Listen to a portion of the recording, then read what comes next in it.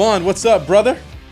How we doing, guys? Dude, Good to I'm see ya. freaking awesome. I'm sad I personally missed the Mint 400, but that's why I want to do a recap and hear it from you and let everybody else check it out at the same time, record it as a podcast, etc. So hopefully these guys are welcome to ask questions through live, and let's answer some if we can get to them. But let's just hang out and have some fun, you know? Yeah, absolutely, man. Let's do it to it. How was the Mint 400? Well, first of all, congratulations. Second place. Finishing the Mint 400 alone is like such a big deal, and you came second place. And then our teammate, John and Nate, with the Impulse Off-Road Jeep coming in first place. So, that's a huge accomplishment, and congrats to you guys for that. Oh, thank you very much. As we know, I wasn't trying to win the race. I was literally just trying to finish. That was my goal, and that was just a self-victory within myself of just being able to cross the finish line, pull up on the podium. That was my goal. And as you guys know, standing there side by side with me for, 2 years now, I was able to do that. So thank you to you guys for that. Yeah, I mean, that's always the strategy, I think, in all the races we've done together so far. King of the Hammers, Mint 400 last year. It's like, just try to finish. It's not don't go into it as a sprint, right? Because you just end up damaging everything and you end up breaking something or crashing or whatever.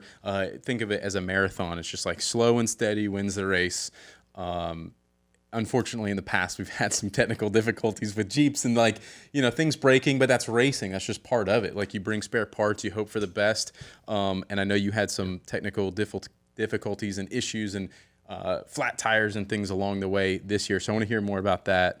Especially in that terrain. The terrain is it's unreal how crazy. Rocky and just harsh it is out there. I mean, coming from the East Coast, we don't have that sort of stuff. You know, when you get out west and it's just a desert full of rocks and mountains and big hills, I mean, you almost think it's undrivable. And then you see you guys just kind of rip through there, and it's like, man, how do they even get that far? Oh, yeah. Let alone King of the Hammers 400 for sure. miles. The first time I was at King of the Hammers, and I'm like, no, they're turning around. They're not going to go through there. Now, back it up. And then everyone just plows through it, and it's like, what? I mean, this year, King of the Hammers, you almost flipped over at that big 5-foot drop off. I know I posted. Oh yeah, we had our battery terminal was loose.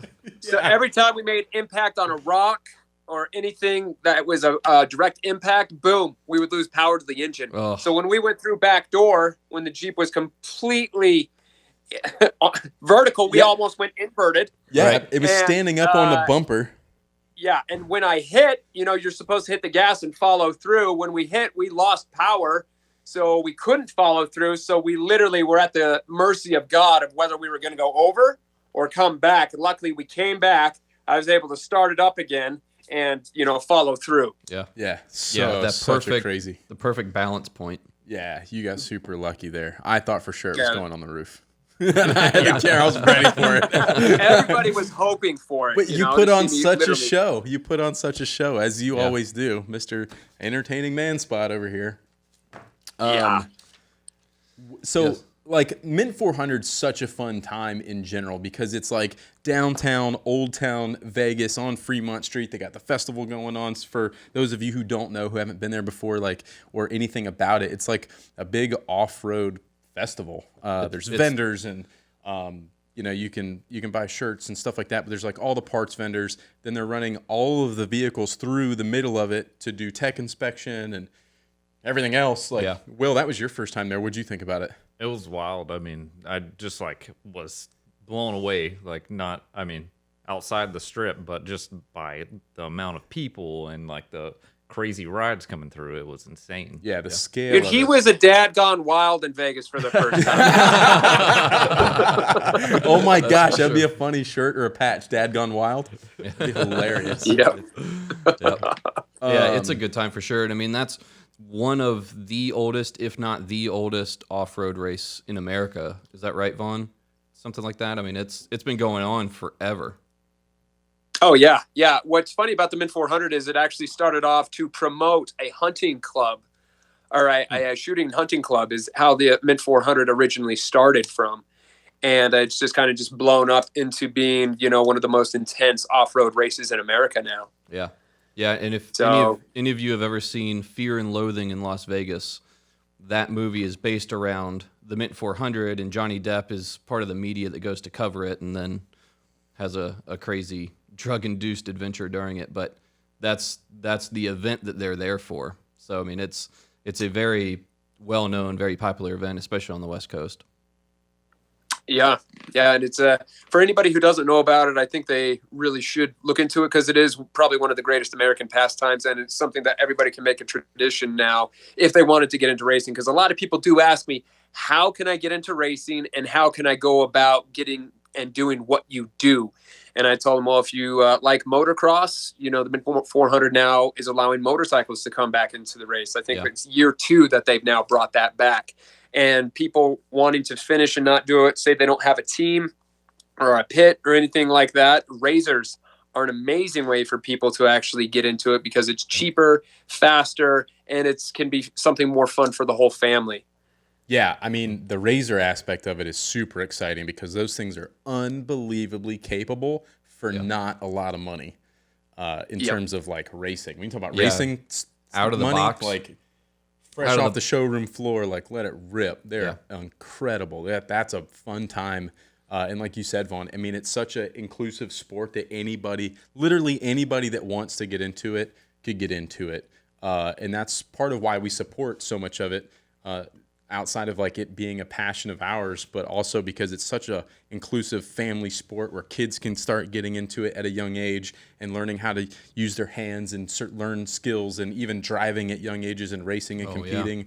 Around here we've got go-kart racing and things of that nature that younger kids can get into and learn that type of skills or get into that lifestyle or whatever. But that's one of the reasons we get into it, is because it's just like so inclusive. Anybody can do it, and it's fun. Yeah, there's a huge group of youth races out there on a youth course on a smaller circuit.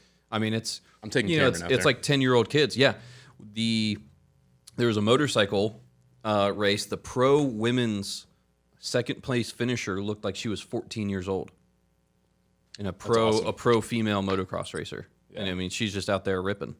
Yeah, super cool. Cool. All right, so Vaughn, let's talk about your experience this year. I know schedules changed a little bit last minute, it sounded like, and you guys got off. They started the race late on Friday, so you guys didn't even cross the starting line till what, like 2:00 in the afternoon? Yeah, so there was a different company was actually running the Mint 400 this year. Last year, I think it was Best in the Desert. This year it was somebody new. So they started the motorcycles off late. So when the motorcycles were coming in, they were coming in late, which is what delayed us from starting on time. So there was a huge major delay in that. And with that being said, that's huge when it comes to racing in the Mint 400, because if you're starting like more than 2 hours late, you're going to be doing a lot of racing in the nighttime. Yeah. And that's exactly what happened. So, that was the first challenge of all. I was like, okay, you have about 1 lap of daylight. So the other laps you have to race, you better know the course pretty damn well, or, you can make a mistake. Well, yeah, and you got to have a good co-driver and navigator, make sure you get a GPS system. So for the people listening who aren't familiar with it, this is how many laps? They ran 3 laps this year, right? Of 100 and something miles each. So it takes a couple hours to finish 1 lap. So like he said, by the time you finished lap 1, it was dark. And so, go ahead. And the first challenge we faced was with our GPS. Like, we didn't have a map of the GPS of the course. So literally starting off, it just wouldn't, the data just wouldn't pull up and read. So I was just literally trying to read the dust and also the few markers in between on the race course. So that was all the more motivation to drive fast to keep up with, the vehicle in front of me. But then, of course, when you do that, then you still can't see because it's nothing but dust. So it's a double-edged sword, literally. Yeah, I mean, it's dangerous. It's not like, that's the other side of it, is how dangerous it is, because you're going at high speed in the desert, racing in the dust, where there could be something stopped right in front of you, or a tree, or some obstacle you don't know is there, a rock or whatever.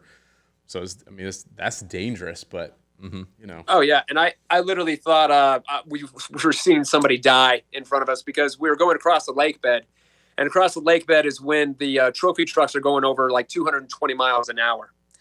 So for us, we're lucky if we can go 100, 110 miles an hour is when our governor kicks in. So, we're mobbing at 100 miles an hour. And at nighttime, I couldn't see the markers. We didn't have the map. So if you're off, just a few degrees, you're going off in the wrong direction. And that's exactly what happened in our second lap is we were just a couple degrees off going across the lake bed. And then I saw a reflection of some water. So I just hit the brakes, but there was a razor right behind us. And they were just mobbing, following us, thinking we were going the right way. Mm-hmm. And they just launched. And they probably got like 15 feet of air and launched 50 feet. And they just landed, boom, right into the water. Whoa. And luckily with their momentum, they were able to get out. But I literally thought they were going to go end over end over end. Yeah. And I was just like, oh, That's so sketchy. My God. yeah. So people who saw my rig and saw how dirty it was because literally we started to hit water, and that's when I hit the brakes. It's because Holy we were crap. just sinking right into the mud. So then we had to back up and move over to the other few degrees and get back on track. But that's just some things that happen during the minutes. If you're just off a little bit, you don't have a map, and you're just flying across the lake bed, something like that could happen. Or you could hit a pole, you could hit debris. And the mid 400 this year, it was a big thing about sabotage this year. Uh-huh. Whether it be they were saying hopefully this was just hooligans moving markers around and setting up minor booby traps here or there. But some people say the environmentalists are really trying to get involved because so many people are trying to just shut down off-road racing events in general.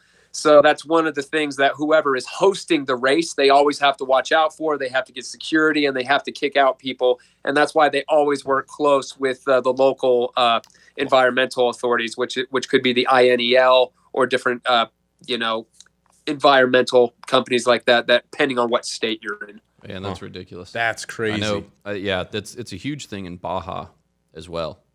Several motorcycle racers, especially, like little trip wires, across a road, and it just snags the front end and sends them flying. Bastards. It's like, what? Who Why? does that? Why? Yeah, it doesn't make any sense. Jeez. Yeah. So So that was a crazy event, I guess. Was that lap 1? Yeah, that was lap 2. Lap 2. That was lap 2 when that happened because it was just pitch dark. Couldn't see anything. Yeah, when you came in for lap 1, the sun was just going down, and basically as you kind of pulled back out of pit to go back to racing, it was like sunset and getting pretty dark pretty fast. So anything after lap 1 was basically at night. And you had a flat tire on lap 1? Yeah, so lap 1, we were about 8 miles from the pit, and Tim Bolton, the owner of Gallons and Guns, kind of looks over at me and he's like, so we do have a flat? And I was like, yeah. And he's like, well, up here looks like a good place to change. And I was like, you know what? It's a better place. The pit.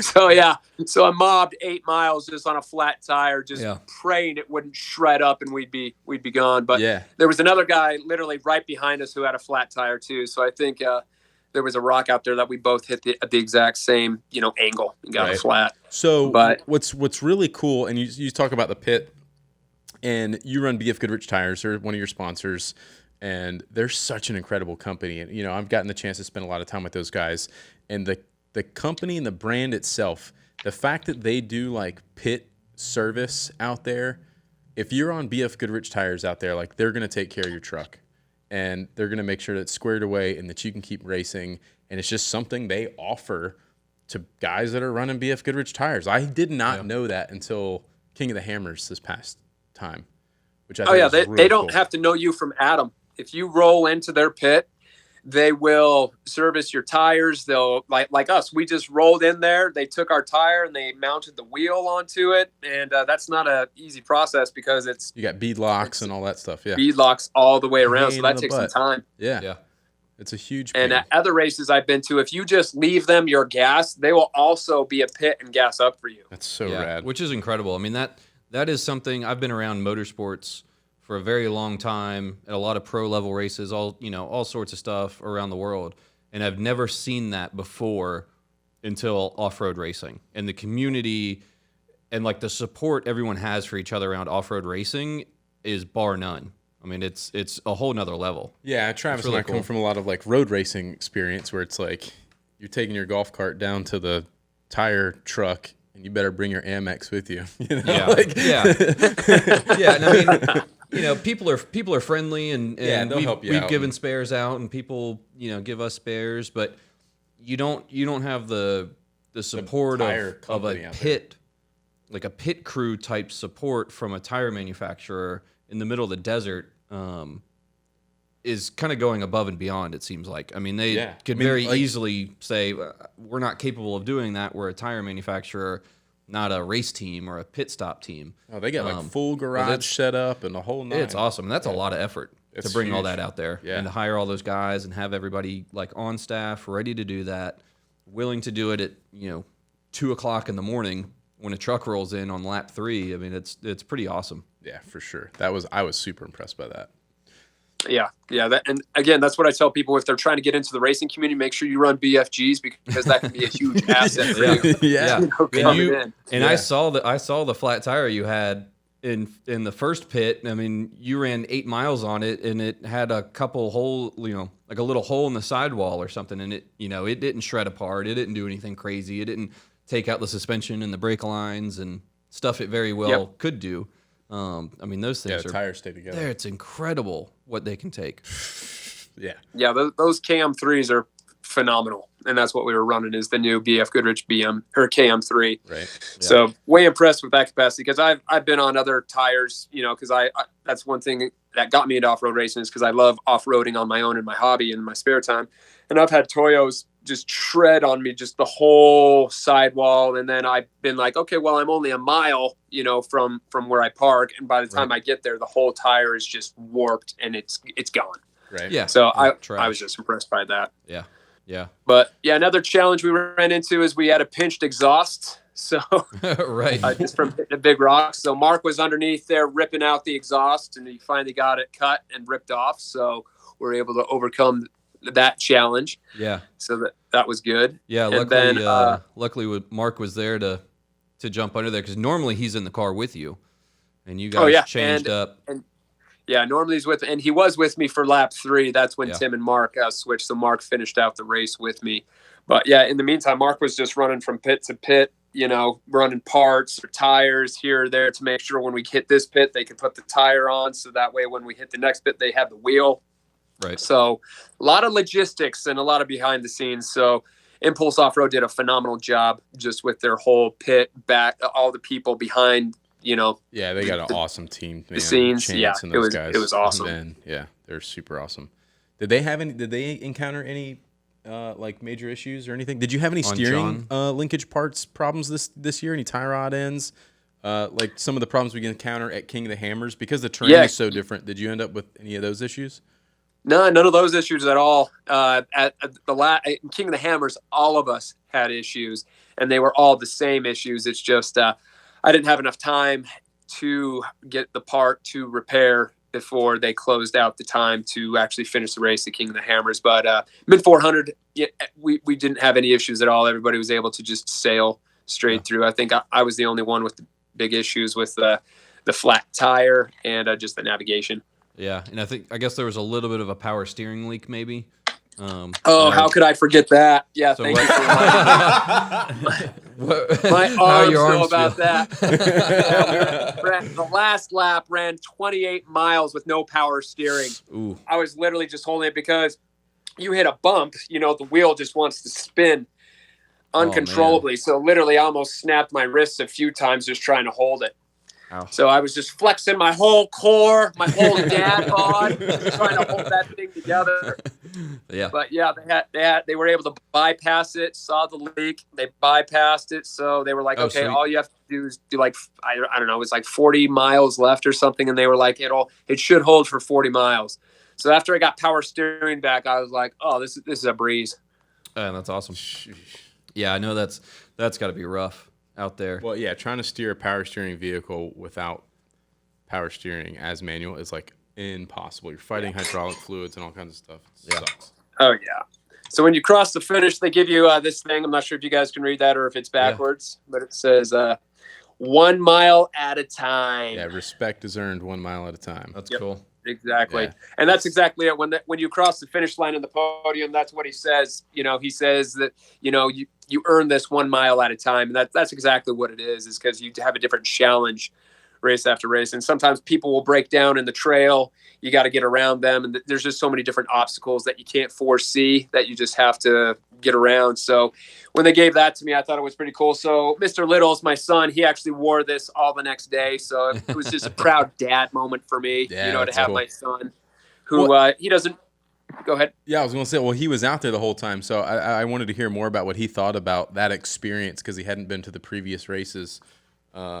So I was kind of curious to how he took to it. And I know he's worked on the Jeep in the shop and he enjoys that stuff. I was curious how. Oh yeah, he loves that stuff. So he's our oldest is the moodiest, so it's his way or the highway. But if he's hungry or hot, he'll let you know. But he really did like it when I got him in the Jeep and we were cruising. He's like, "Oh, Daddy, this is very fun. We're going very fast." Yeah, and that was right after cool. inspection. That's awesome. Yeah, and having my wife also come out see it, because she was out there. This is the 5th time we've been to the Mint, so it's really fun for me and my wife. 5 years ago when we were at the Mint 400 for the first time together, we actually talked about wouldn't this be kind of cool to raise our family in this type of environment? And she was like, "This would be great, for our boys," and that's exactly what happens is we were able to have that conversation as a couple. And then as we started having kids, slowly make steps into, getting in our own race vehicle. Right. So this year it was just came full circle for me having her there beside me again with our oldest and, for them to just kind of see what we were able to do. So this is what we earned. So this is just as much your guys's as it is mine. Oh, that's cool, That's dude. awesome, man. That thing looks sweet. So thank you. Yeah. Thank you guys for your support with course. that. Cause that's just it's a dad victory, at least as I One call for it the dads. Yeah, it's so perfect that, the wife and the kid were there for you to finish, for you to place. We were out there. Well, Wife's WifeSpot will say that she's the reason you won. Oh yeah, she was joking around. She's like, "If you don't finish this race, I think I'm going to have to drive the next one." That's all the motivation. Oh my god! I joked around with her. I was like, "You should be my co-pilot and my navigator." And she was like, "Listen," she's like, "both of us can't go at the same time." Shows how much faith she has in my driving. Yeah. I can only imagine that one. Yeah. Well, I know she certainly seems like she wants to be in control. So I think there definitely no be way. a No bit way. of a power struggle, internal power struggle with inside that Jeep. Go left. Oh, no, I'm not going left. Exactly. You're You on the knew left. what left I was talking about, which is my right. Yeah, it's not what I say, it's what I mean. Doesn't work. Oh man. Yep. Cool. So we were with the victory and everything. BF Goodrich actually invited us out to Easter Jeep Safari out in Moab, I think next week.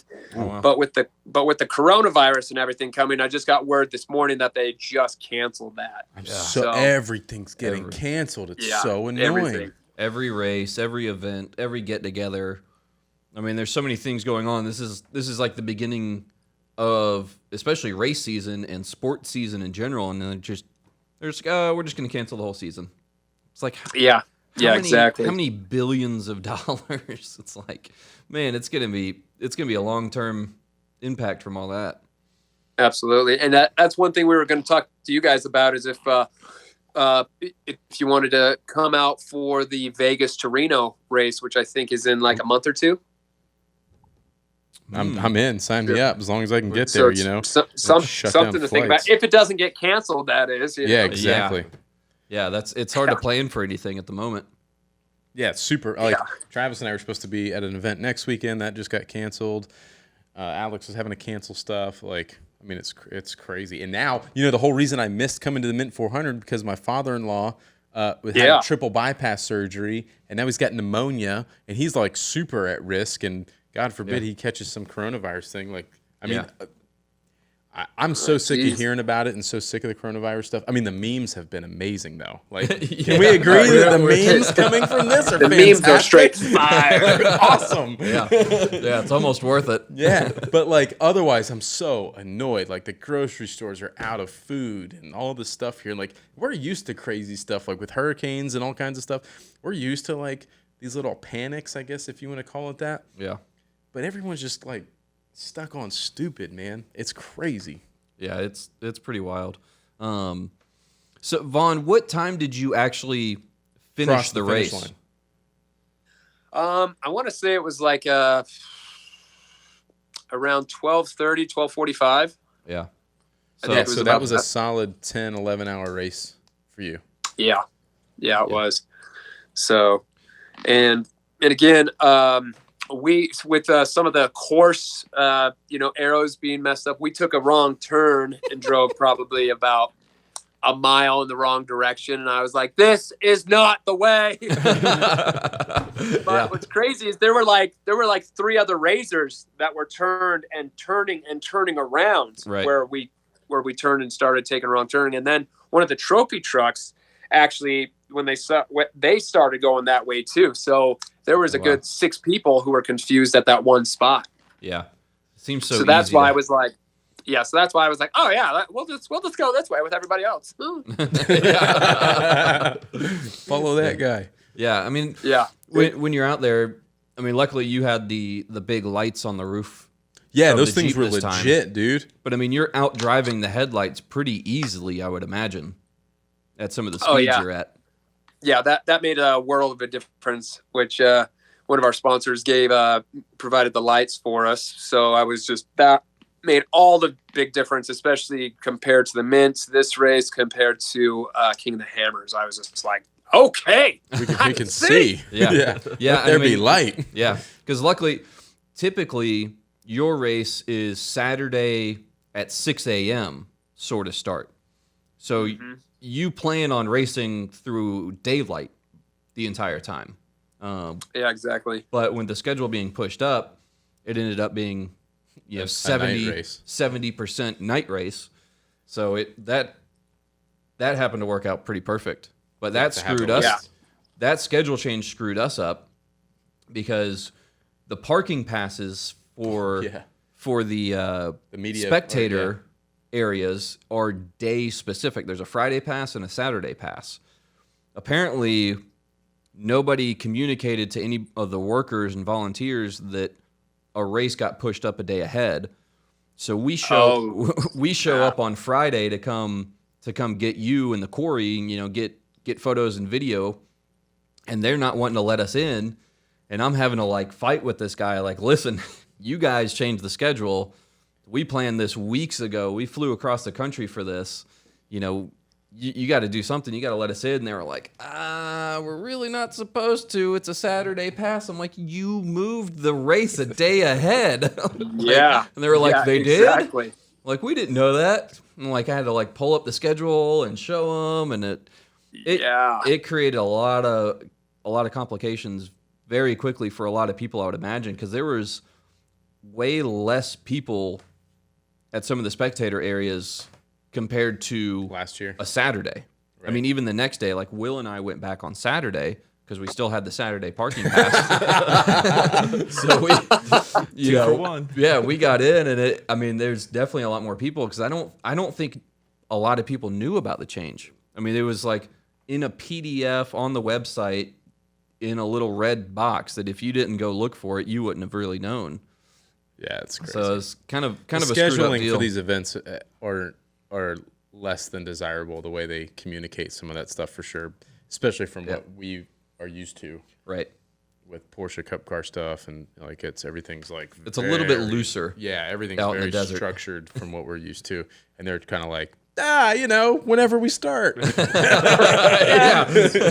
Same, but different. Exactly. Yeah, it's a different world. It's a lot of fun though. I mean, it's super cool. I mean, we've been out to a couple of them now, between last year and this year, and it's like Always It's a awesome. good time. I come back wanting to buy like some crazy off-road vehicle, and then I get home and I'm like, I don't have anywhere to drive it. Yeah. Yeah. So I bought a The wrong terrain. NSX. That's how it works. Yeah.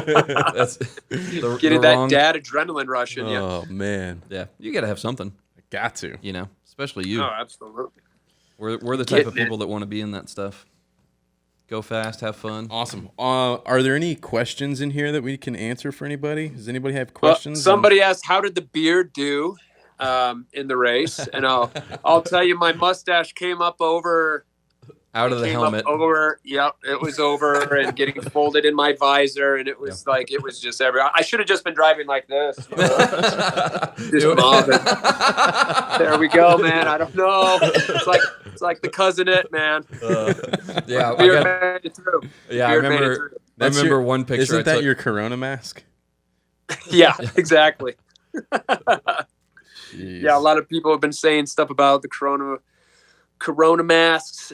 There's been a few comments like that. Hey, what's up, Little River Customs? Hello. Yeah. Yeah, I don't see a ton of questions. Cool. Did you come across any scorpions?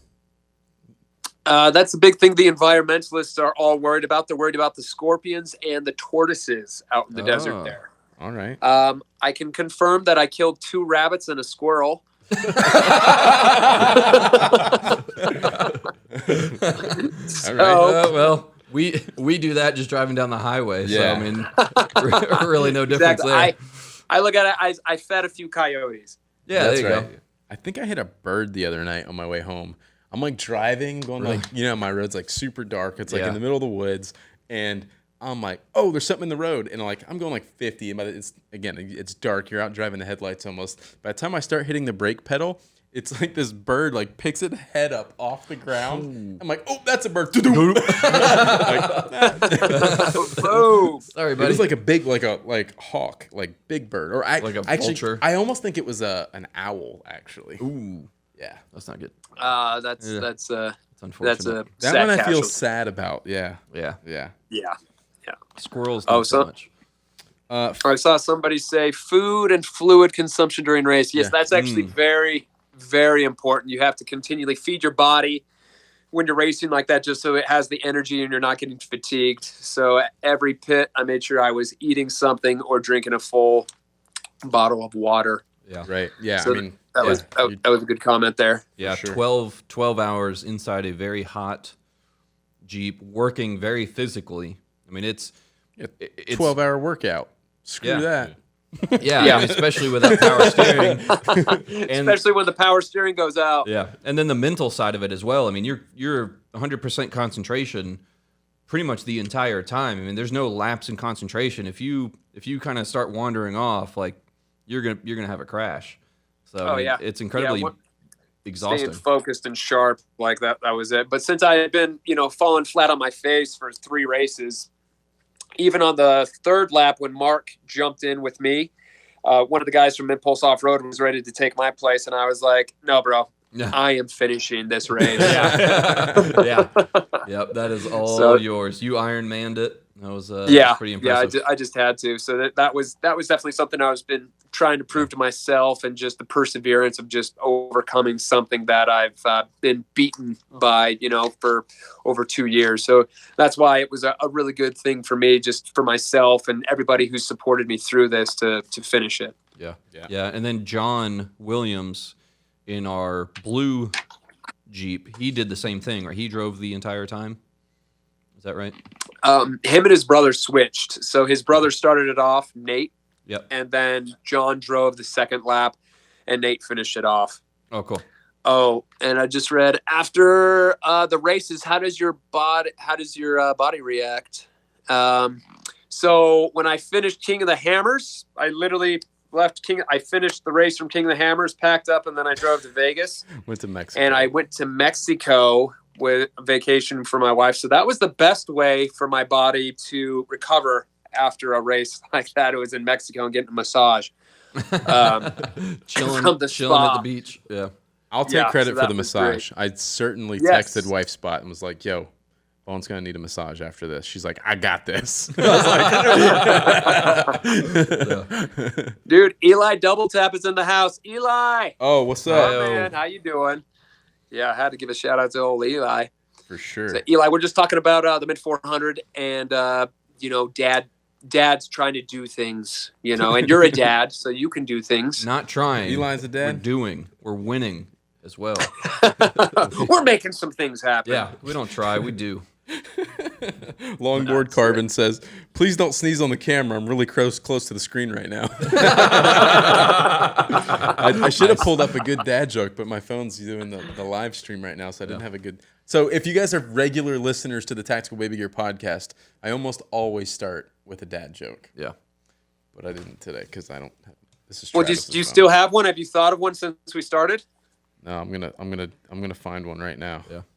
Yeah, don't let us down, man. Everybody's waiting on this one. What was one of the ones I told the other day? Do you remember? There was some really. Oh, what did the right eye say to the left eye? Oh God. Between the two of us, something smells. That's such a dad joke. That's a good one for a Major dad joke. joke. My kids love to say, "What did one pencil say to the other pencil?" You're looking sharp. Looking sharp, dude. So Vaughn, you guys finished basically, Friday night, Saturday morning, midnight, 1 a.m.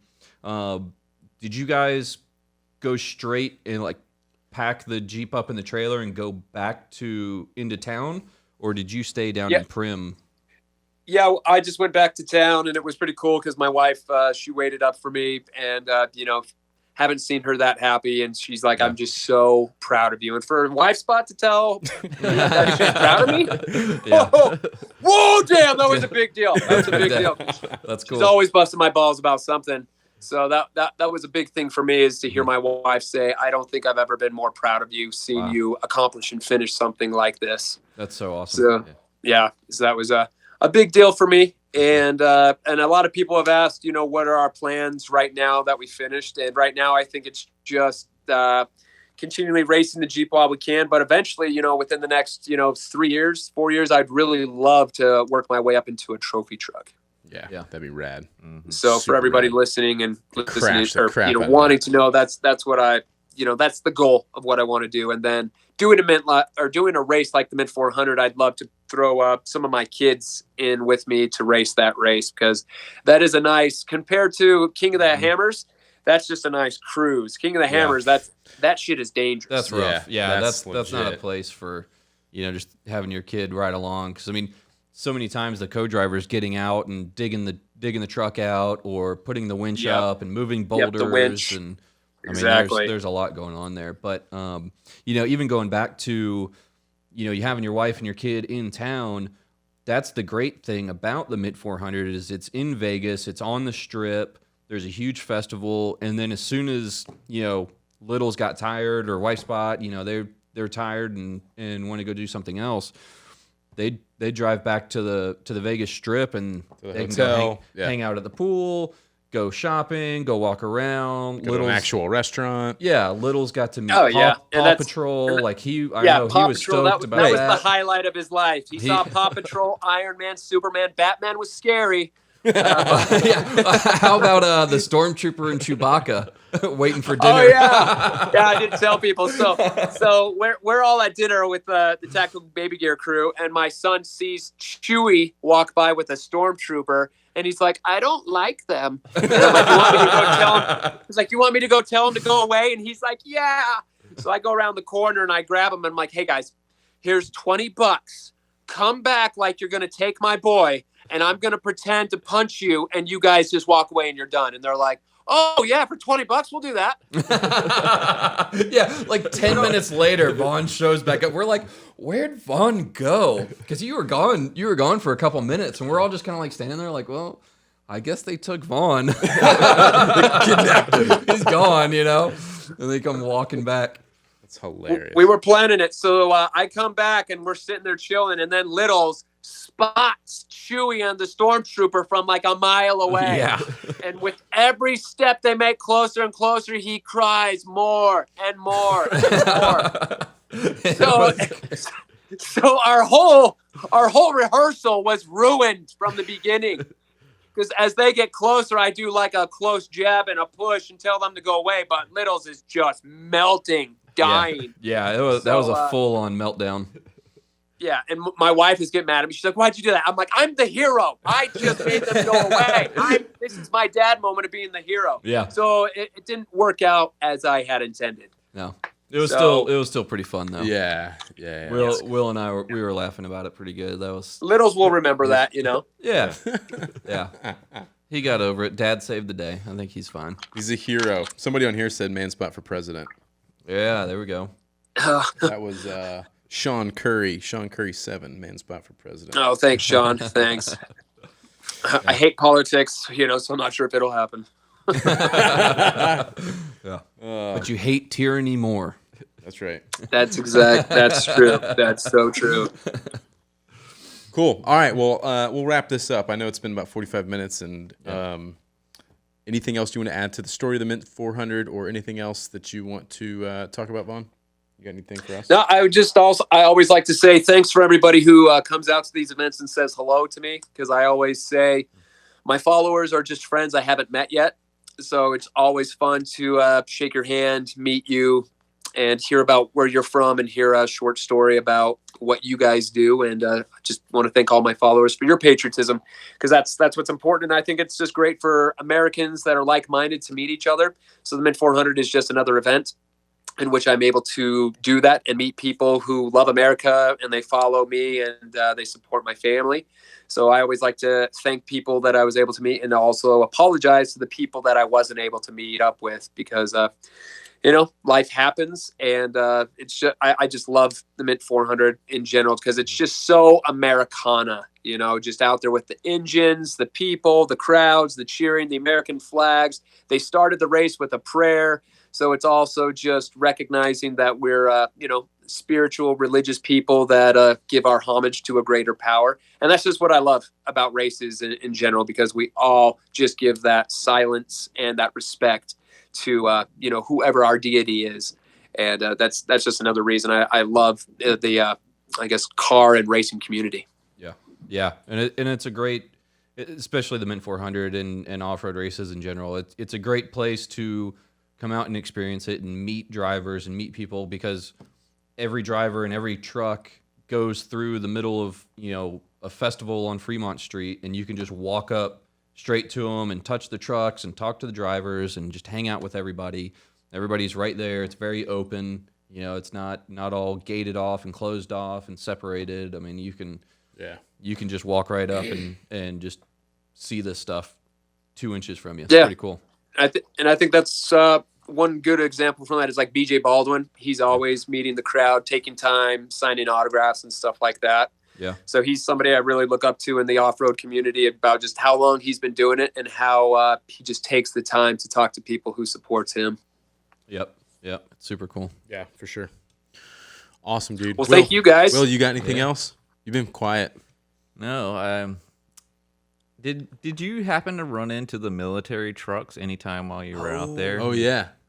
Oh yeah, that's I really did drop the ball, because as we were lining up, their military social media guy who was coordinating them with the Mint 400 came up to me, and he's like, "Hey, the military guys really want to get a photo op with you before you take off." Oh. And we're getting lined up, and we don't know when we're gonna, pull forward or anything like that. And I was like, yeah, I will run back and get a picture with them. And I was never able to do that, but I did see those guys, and those military guys were awesome, because they were a part of the recovery unit of the Mint 400. Mm-hmm. So I saw them on the course, 2 laps of them pulling over and helping guys get their rigs off the course. That's so awesome. So yeah, and they were fully kitted up. Full kit, machine guns, the whole 9. Yeah. It was awesome. That was super cool. Super rad. Word. Yeah. Cool. So All right, dude. Well, thanks for joining us, everybody. Thanks for watching and listening and hanging out on the live.